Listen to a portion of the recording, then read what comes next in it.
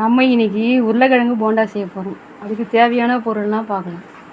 உருளைக்கிழங்கு, உப்பு, மிளகாத்தூள் போட்டிருக்கேன், ப்ரெட்டு வச்சுருக்கேன், பச்சை மிளகா, வெங்காயம், கருவேப்பிலை, கொத்தமல்லி, இஞ்சி இதெல்லாம் போட்டு மிக்ஸ் பண்ணிக்கலாம். மிக்ஸ் பண்ண அப்புறம் இதை போட்டு பொரிக்க வேண்டியதான். அரிசி மாவு போடுறேன். இப்போ நம்ம மிக்ஸ் பண்ணிக்கலாம்.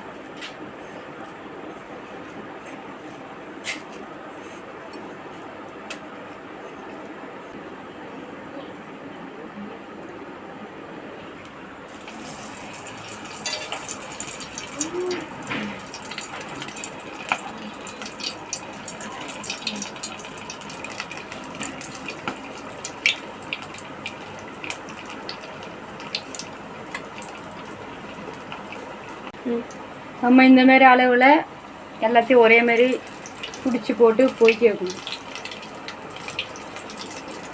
பொரிச்சாச்சு, எல்லாத்தையும் எடுத்துடலாம்.